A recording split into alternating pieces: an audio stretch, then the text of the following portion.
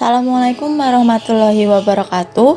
Perkenalkan, nama saya Nur Afiani Herniatsih, NIM 4101418031, Program Studi Pendidikan Matematika Universitas Negeri Semarang.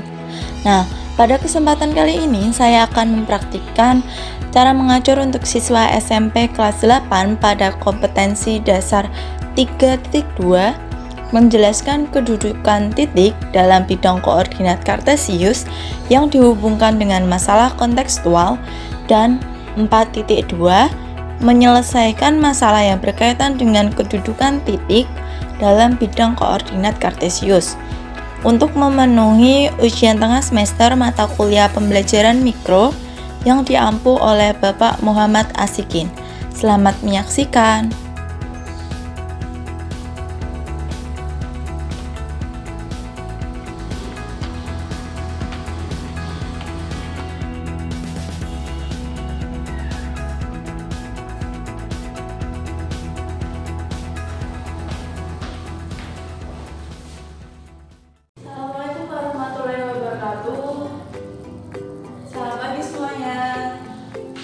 Bagaimana nih kabarnya pada pagi hari ini?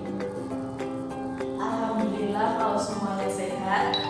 Nah, sebelum pembelajaran pada pagi hari ini dimulai, marilah kita semua berdoa sejenak agar nantinya diberi kemudahan serta kelancaran selama proses membaca dan berlangsung. Baiklah, berdoa mulai.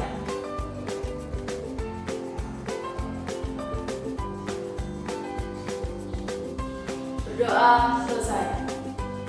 Nah, saya cek kehadirannya terlebih dahulu ya. Di sini siapa yang sekiranya ada yang tidak hadir? Nihil. Alhamdulillah kalau semuanya dapat mengikuti pembelajaran pada pagi hari ini.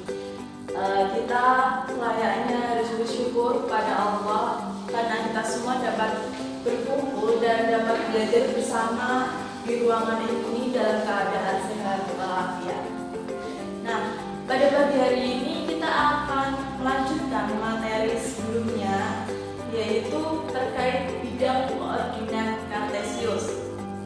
Nah, kira-kira siapa yang tahu pada pertemuan kali ini kita akan membahas materi apa?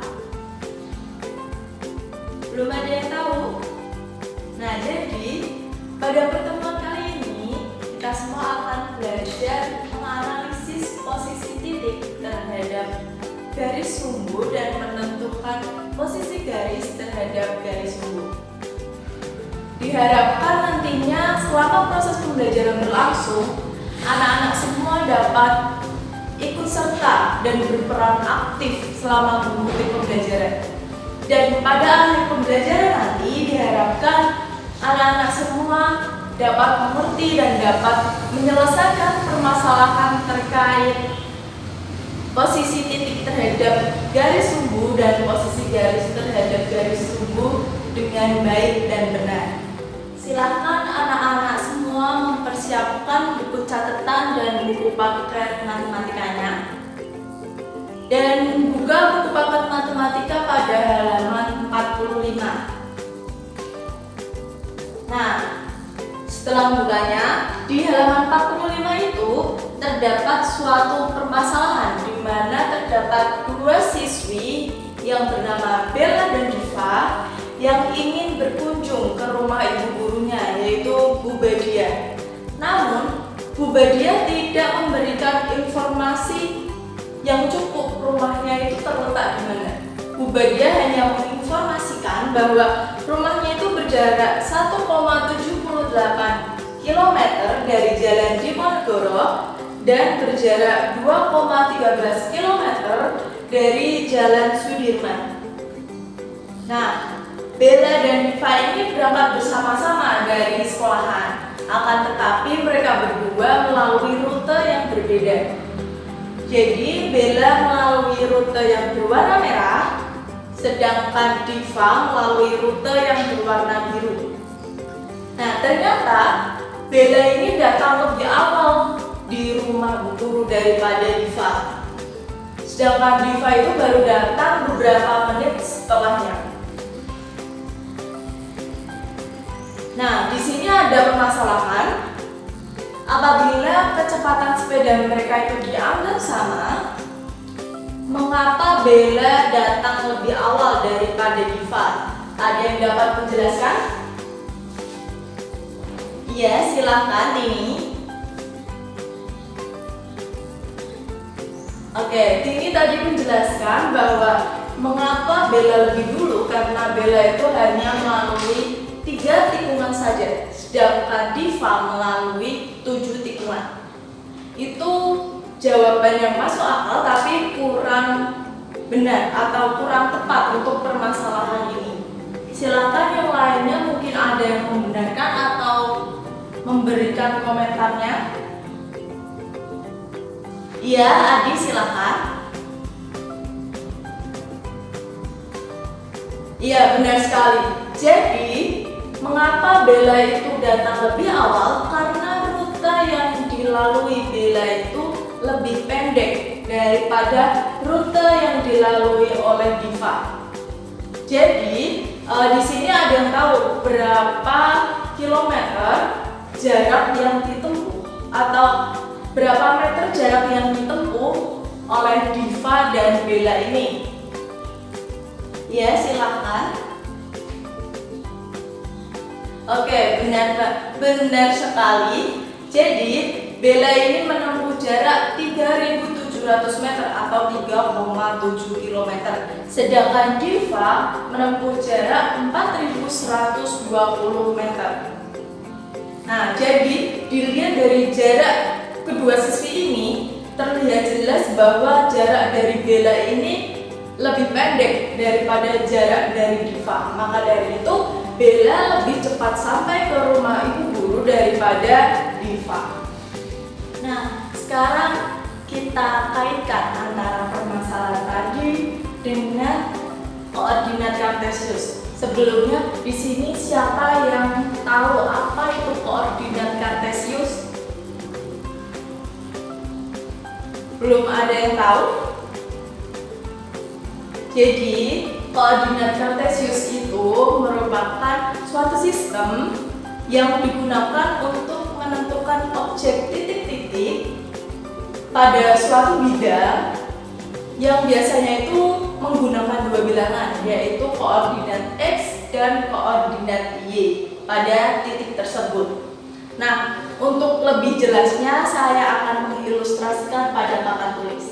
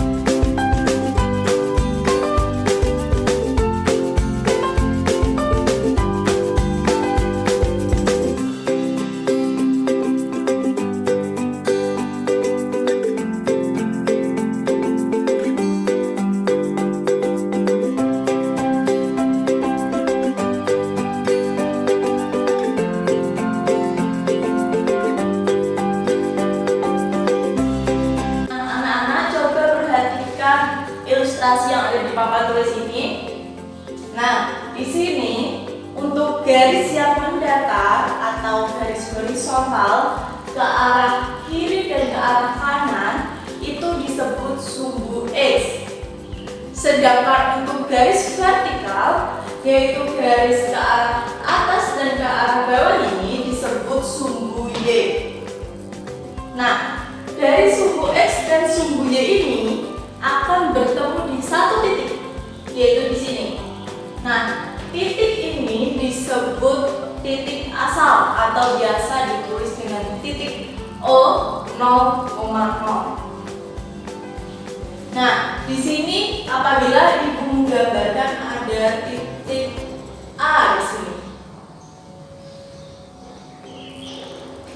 Nah, posisi titik pada koordinat kartesius ini itu biasanya dituliskan dengan X, Y, di mana X itu merupakan bilangan X yang merupakan jarak titik tersebut terhadap sumbu Y, sedangkan bilangan Y itu mengartikan bahwa jarak dari titik tersebut terhadap sumbu X. Nah, berarti di sini ada titik A. Siapa yang tahu bagaimana posisi titik A ini? Nah, jadi anak-anak, titik A ini terletak pada 4,3. Bagaimana bisa tahu 4,3? Nah, ini apabila titik A ini kita tarik garis ke arah sumbu X dan sumbu Y seperti ini.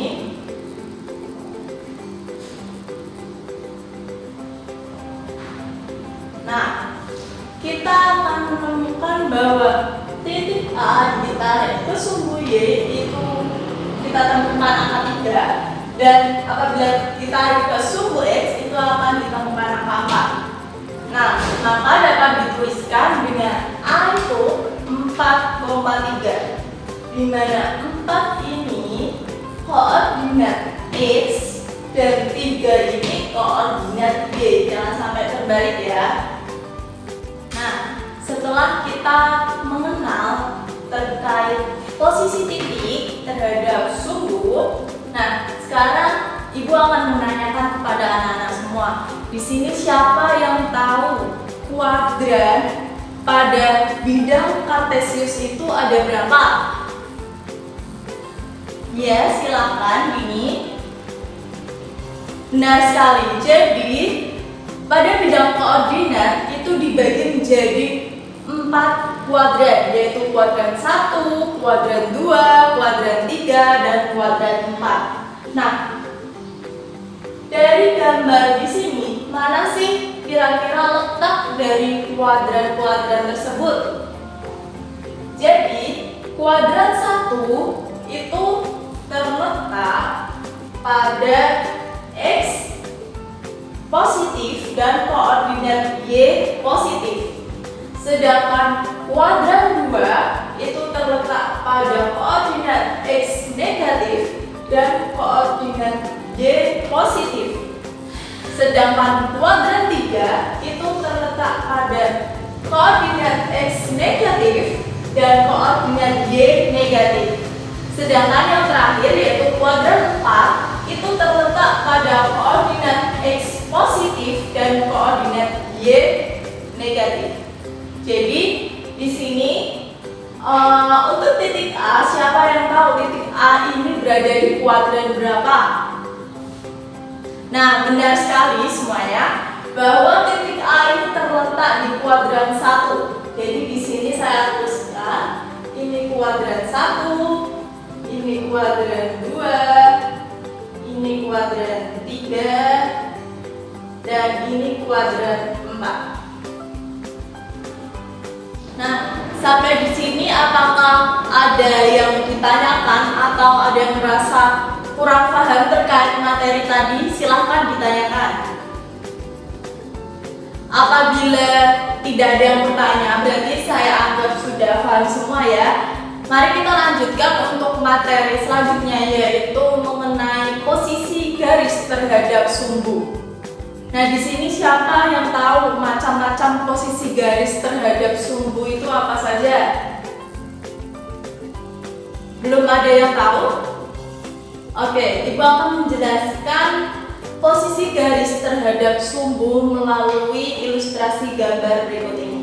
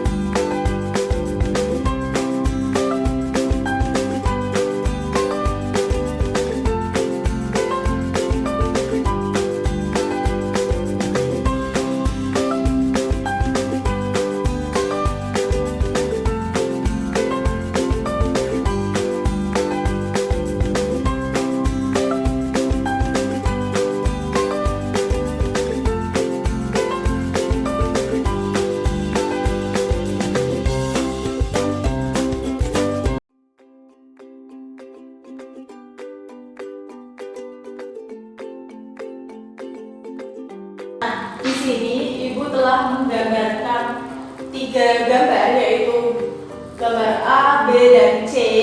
Nah, di sini anak-anak siapa yang tahu apa perbedaan dari ketiga gambar ini? Silahkan memberikan pendapatnya. Ya, silahkan Ida.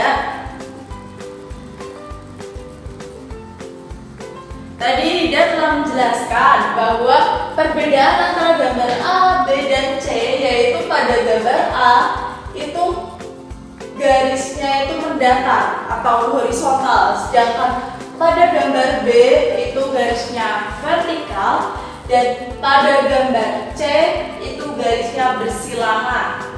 Nah, di sini ada yang mau menambahkan ataupun menyampaikan pendapatnya yang lain?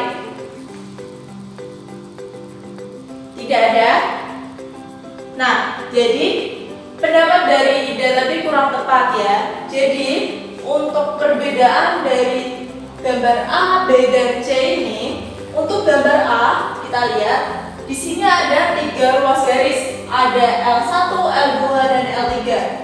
Nah, posisi ruas garis ketiga ini, yaitu pada ruas garis L ini, itu sejajar dengan sumbu X. Jadi, apabila ketiga ruas ini diperpanjang ke arah kanan maupun kiri, itu nanti tidak akan berpotongan pada sumbu X. Maka dari itu, ketiga ruas ini dikatakan sejajar pada sumbu X. Sedangkan pada sumbu Y, ketiga ruas garis ini, yaitu L1, L2, dan L3 ini tegak lurus terhadap sumbu Y. Karena apa? Karena di sini kita lihat ruas garis, misalnya ini ruas garis L3 ini tegak lurus dengan sumbu Y karena membentuk sudut 90 derajat pada perpotongannya, yaitu pada titik ini ya. Begitu pula pada L1 dan L2. Sekarang kita beralih untuk yang ke gambar B. Nah, di gambar B ini K1, K2, dan K3 itu ruas garis yang tegak lurus terhadap sumbu X, sedangkan terhadap sumbu Y itu sejajar.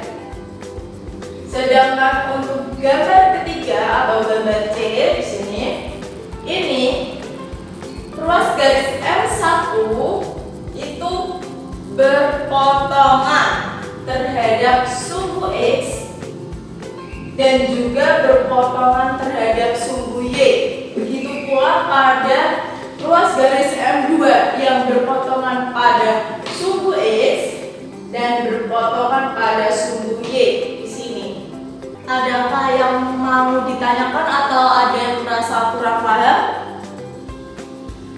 Kalian bisa membuka buku halaman 58 dan 59. Di situ menjelaskan sama terkait posisi garis terhadap sumbu, yaitu sejajar, tegak lurus, dan berpotongan. Nah, berikutnya di sini Ibu memiliki lembar kerja siswa. Nanti kalian silahkan menyelesaikan lembar kerja ini sesuai petunjuk yang telah ada di lembar kerja ini, dan silahkan kalian berdiskusi dengan teman sebangku. Saya beri waktu 15 menit. Diharapkan kalian semua dalam 15 menit itu dapat lebih memahami tentang materi pada hari ini dan dapat menyelesaikan lembar kerja yang saya berikan ini ya.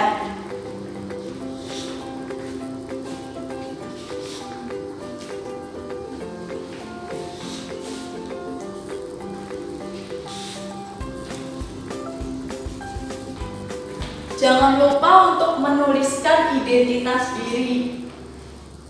Silakan dikerjakan.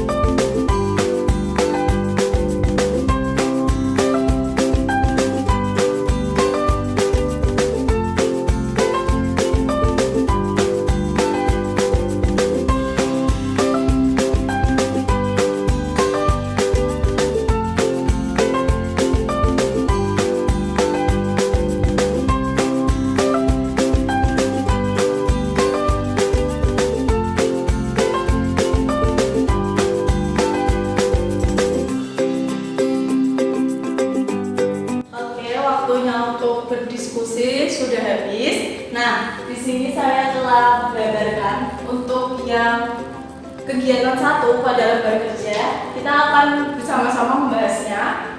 Di sini mulai dari titik A. Siapa yang tahu koordinat dari titik A? Ya, benar. Titik A ini terletak pada 2,6. Nah, titik A ini terletak pada kuadran. Oke, benar. Terletak pada kuadran 1 karena kita ketahui bahwa koordinat X-nya itu 2, yang mana itu bernilai positif, dan kuadran Y-nya itu 6, dan kuadran Y-nya itu juga merupakan bilangan positif. Jadi titik A ini terletak pada kuadran 1. Oke, lanjut pada titik B. Siapa yang mau menjawab titik B ini terletak pada posisi berapa? Oke, silakan Ira. Iya, benar sekali. Titik B ini terletak pada 5,5. Ini bisa ditarik garis ya. Diketahui untuk X-nya itu, koordinat X-nya itu 5 dan koordinat Y-nya itu juga 5. Jadi titik B ini terletak pada kuadran 1. Oke, lanjut untuk titik C. Di sini siapa yang tahu titik C ini terletak pada posisi mana? Iya, Iwan.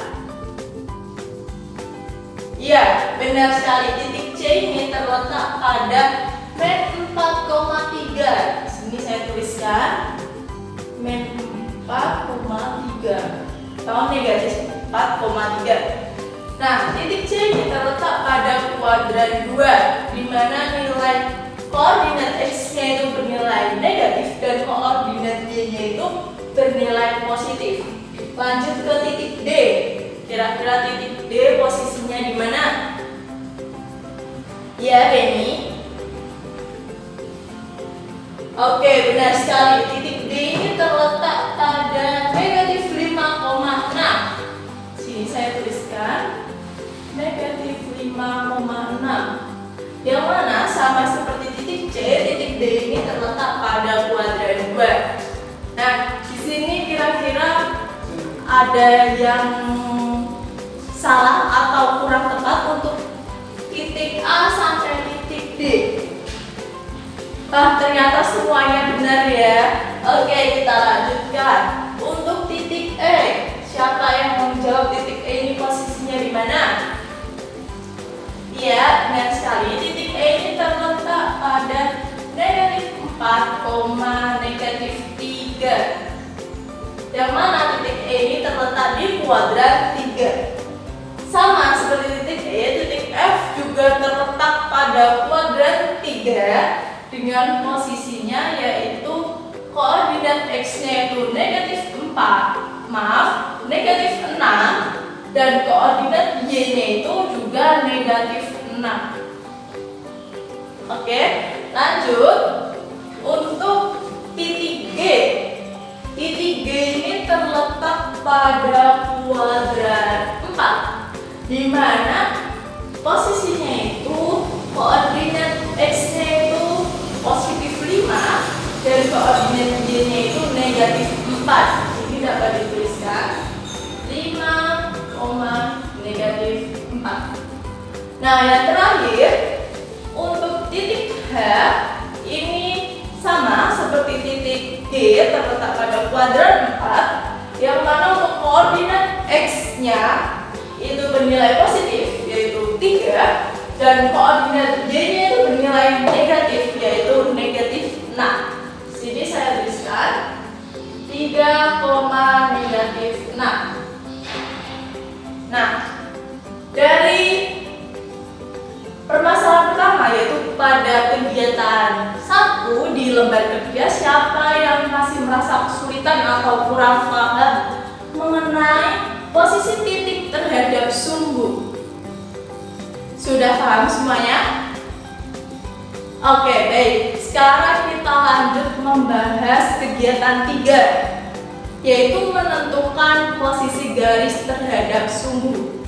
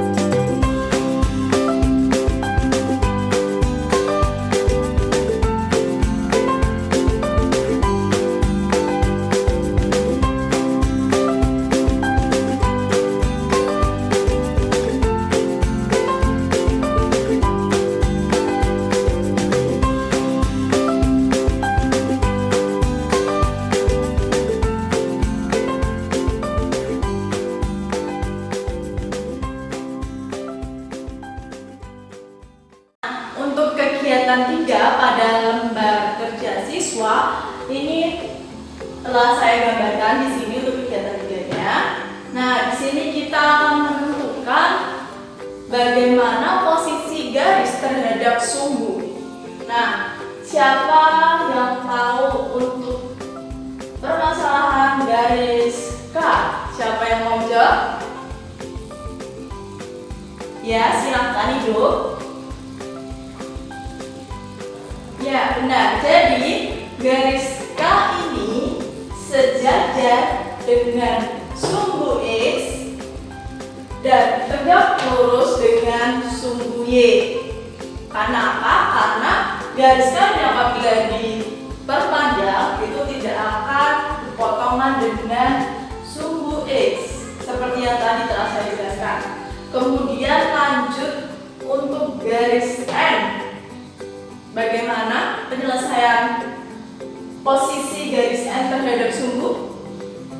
Ya, jadi garis N ini kebalikannya garis K. Jadi garis N ini sejajar dengan sumbu Y dan tegak lurus dengan sumbu X. Karena di sini udah jelas ya, ini garis N ini berpotongan dengan sumbu X itu pada titik 1,0 di mana membentuk sudut 90 derajat. Maka dari itu garis N ini tegak lurus terhadap sumbu X. Sekarang untuk garis M, siapa yang tahu? Ini hampir mirip untuk M sama K. Nah, jadi garis M ini sama seperti garis K, yang mana garis M ini sejajar dengan sumbu X, ya, sejajar dengan sumbu X dan tegak lurus dengan sumbu Y. Di sini ada titik perpotongannya yaitu di titik 0,-5. Nah, sedangkan untuk garis L itu berpotongan terhadap sumbu X dan garis P juga sama berpotongan terhadap sumbu X. Nah, di sini untuk penjelasan mengenai posisi garis terhadap sumbu, apakah ada yang ingin ditanyakan atau ada yang kurang jelas atau mau menanyakan yang sulit dari lembaga kerja tadi, tidak apa-apa. Jika tidak ada, berarti saya rasa anak-anak semua telah mengetahui dan memahami ya terkait dua materi tadi ya. Yang pertama menentukan posisi titik terhadap sumbu dan yang kedua menentukan posisi garis terhadap sumbu. Nah, sekian untuk materi pada pertemuan hari ini. Tadi kita telah bersama-sama mempelajari terkait dua materi di bidang koordinat kartesius, yaitu yang pertama menentukan posisi titik terhadap sumbu dan yang kedua menentukan posisi garis terhadap sumbu. Nah, untuk pertemuan berikutnya diharapkan anak-anak semua mempersiapkan, karena pada pertemuan berikutnya insya Allah akan dilakukan penilaian harian terkait materi bidang koordinat kartesius. Nah, sebelum mengakhiri, mari kita berdoa sejenak agar materi pada hari ini dapat bermanfaat dan menjadi berkah. Berdoa mulai.